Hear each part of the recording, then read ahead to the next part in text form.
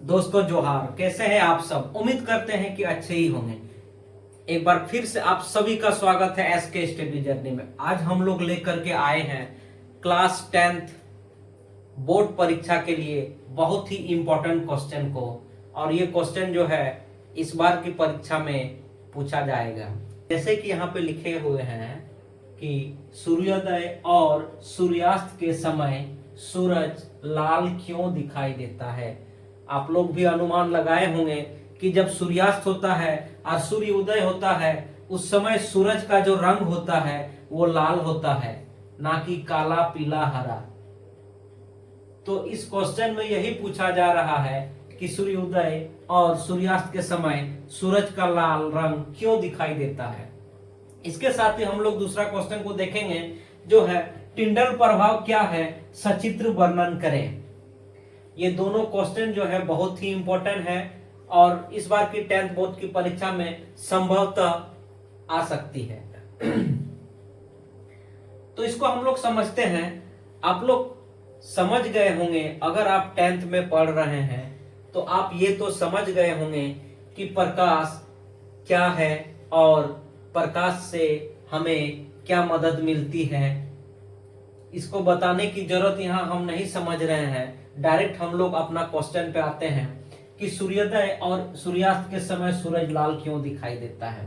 जैसे कि यहाँ उत्तर लिखा हुआ है, प्रकाश के प्रकीर्णन के कारण सूरज सूर्योदय एवं सूर्यास्त के समय लाल प्रतीत होता है। अब यहाँ समझने वाली बात हो जाती है कि प्रकाश के प्रकीर्णन, प्रकीर्णन का अर्थ होता है कि फैलना। प्रकीर्णन का अर्थ होता है फैलना। प्रकाश की प्रकीर्णन यानी कि प्रकाश का फैलना। तो प्रकाश के प्रकीर्णन के कारण सूर्योदय और सूर्यास्त के समय सूरज लाल दिखाई देता है। सूर्योदय एवं सूर्यास्त के समय सूरज का प्रकाश वायुमंडल के अधिक मोटी परतों से गुजरती है, जिसके कारण कम तरंग दैर्घ्य वाले नीले किरण का प्रकीर्णन अधिक होती है एवं अधिक तरंग दैर्घ्य वाली लाल किरण का प्रकीर्णन कम होता है, जिससे आंख तक केवल लाल रंग ही पहुंच पाती है एवं सूरज लाल दिखाई देता है।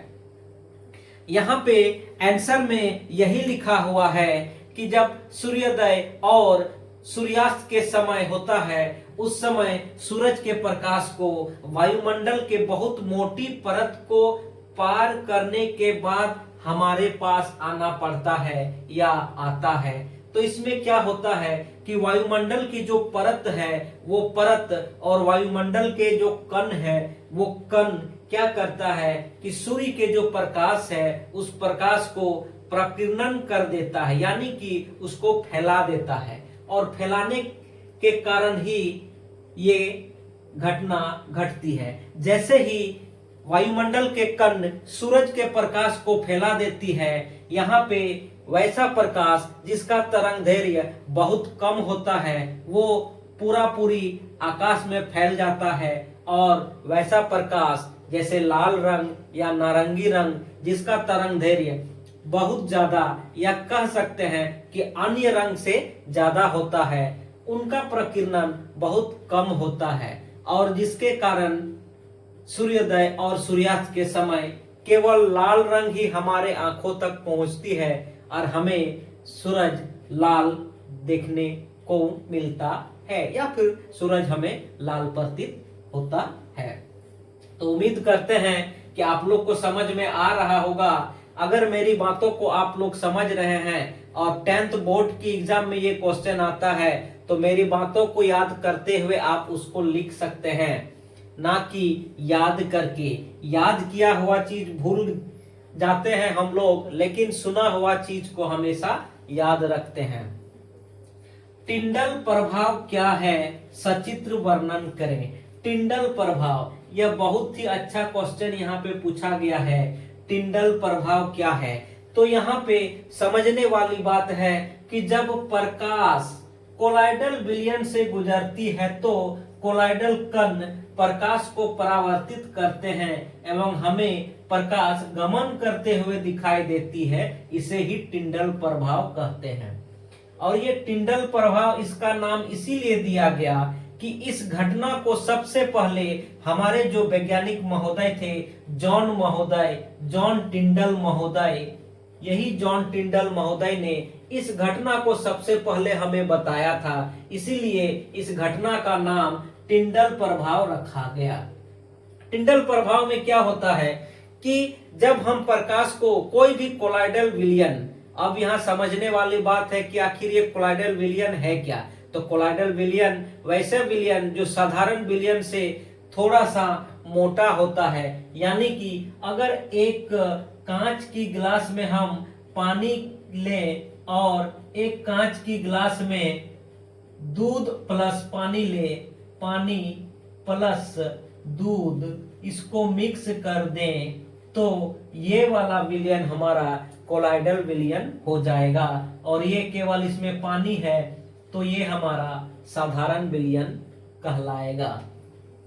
तो पानी और दूध वाला विलयन से अगर प्रकाश के कण को हम लोग यहां से एक टॉर्च के द्वारा लाइट करें तो यहाँ पे हम लोग प्रकाश इस पार से उस पार निकल रही है, ये हमें दिखाई देगी, ये पानी और दूध वाला कांच के गिलास में, जबकि जिसमें केवल पानी है उसमें हमें प्रकाश गमन करते हुए दिखाई नहीं देगी।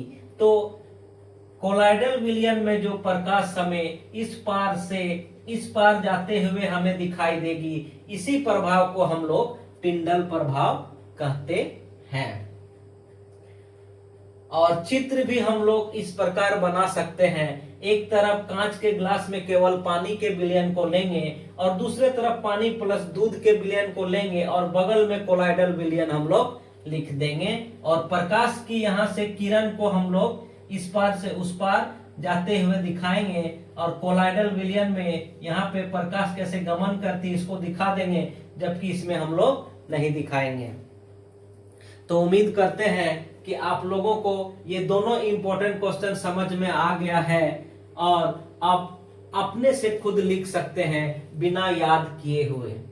तो आज की क्लास को हम लोग यहीं पे समाप्त करते हैं। नई क्लास में नई इंपॉर्टेंट क्वेश्चन के साथ हम लोग मिलेंगे। तब तक आप लोग खुश रहिए, स्वस्थ रहिए और हमेशा पढ़ते रहिए। धन्यवाद।